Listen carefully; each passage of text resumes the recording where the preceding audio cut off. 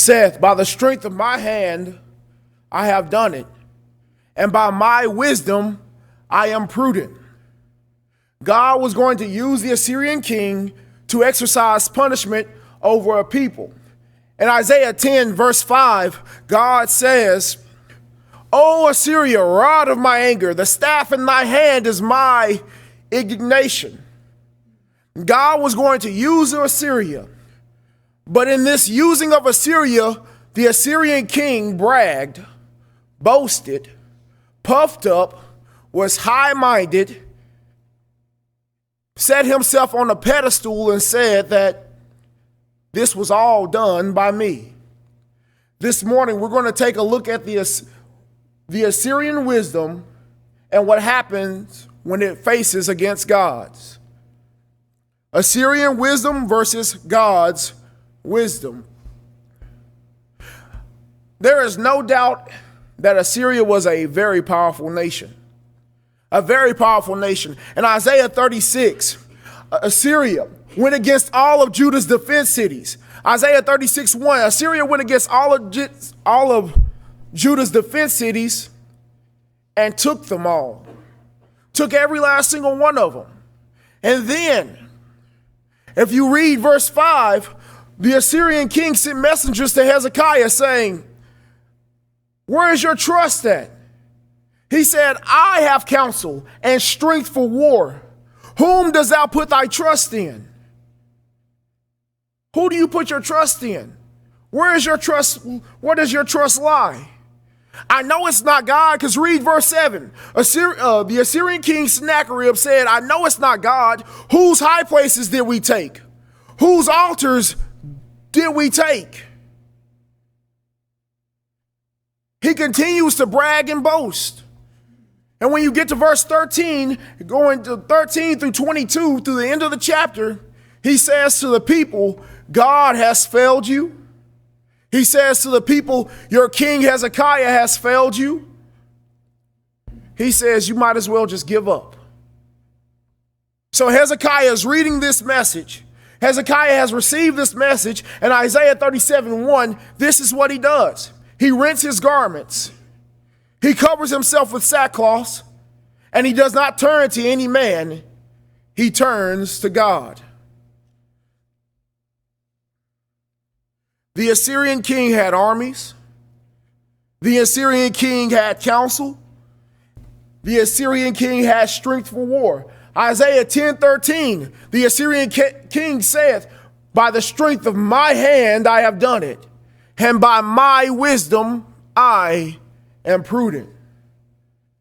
The Assyrian king wisdom lied within his accomplishments, but whose will was being acted out the whole time. The Assyrian king was allowed to be conquerors, was allowed to be dominant, but it was by God's will that they had achieved anything and everything that they did. So let's look at what God's wisdoms look like. God's wisdom. Assyria was a powerful nation. But who allowed Assyria to be powerful? Who was it? If you would turn back to Isaiah chapter 10. Isaiah chapter 10 and verse 5. O Assyria, rod of my anger, the staff in thy hand is my indignation. Isaiah 10:5. When you go down to verse 6, he says, I will set thee against the hypocritical nations. I am going to allow you to use them for prey, take their spoils, do whatever you want with them. I will let you tread them down. I'm going to allow this because my people has kindled my wrath. This people have kindled my wrath, so I'm going to allow this to happen. And then when you get to verse 7, he says, he says that this king will not even realize what I'm doing though. He's not realizing that he's just a tool. He's not going to be able to conceive in his mind that he's being used by me. This was my will being acted out. And that's exactly what we have in Isaiah 36. Isaiah 36, 1 through 22. God's will was accomplished. God said it, and it happened. This is where we need to make a note that anytime you see a thus saith the Lord in Scripture, it is a guarantee. It is a guarantee that God's will be accomplished. And that's exactly what we have. So when Hezekiah receives this message in Isaiah 37, when you look at 14, he goes before God. He lays it at God's feet. Hezekiah did not trust in himself. He did not trust in any counsel. He did not trust in any man. He turned to God. He laid this message at God's feet. But God already knew all of this was happening. God knew that this was happening, but Hezekiah humbled himself. The Assyrian king bragged, puffed up, boasted about his accomplishments, while Hezekiah says, "Here, God, this is what I'm faced with." God answers Hezekiah's prayer. God says, "I'm not going to allow them to take this city. I'm not going to allow them to touch this city." And if you would read with me Isaiah 37, verse 36. Isaiah 37:36. Then the angel of the Lord went forth and smote in the camp of the Assyrians 185,000.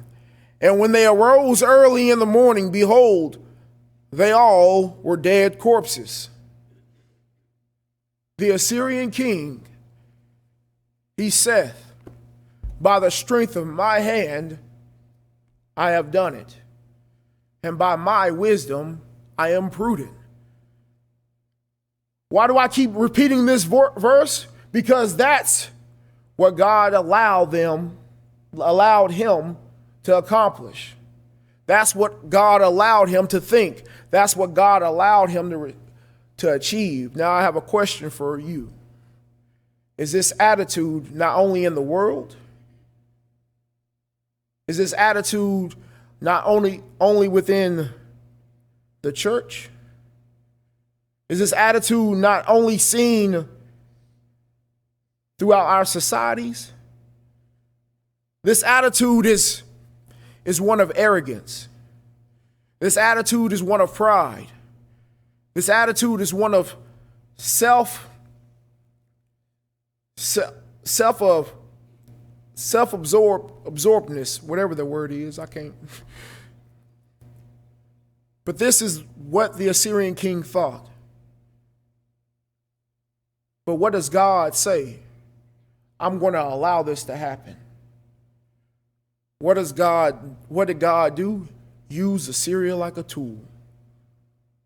Anytime we think ourselves to be wise above the Almighty, we have to think to ourselves, are we being used for God's will? Is this what God had planned for me? We don't know what God's plans are. We don't know what we have done because he allowed us to do it.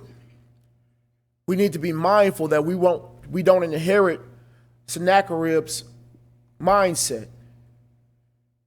The Assyrian king's wisdom. Let's see what happens with this Assyrian king's wisdom. In Isaiah 37, and 38, the last two verses. After he arose and seen all that, he seen the evidence of God. When he seen what God had done, this king in his wisdom tucked his tail between his legs and went back to Nineveh. This king in his wisdom went into the altars of his gods. And this king in his wisdom was slain by his own children. God in one night took care of 185,000 soldiers. And then the next day took care of Sennacherib. It is a fool that thinks himself wiser above God. And we see this fool within Sennacherib. Thank you.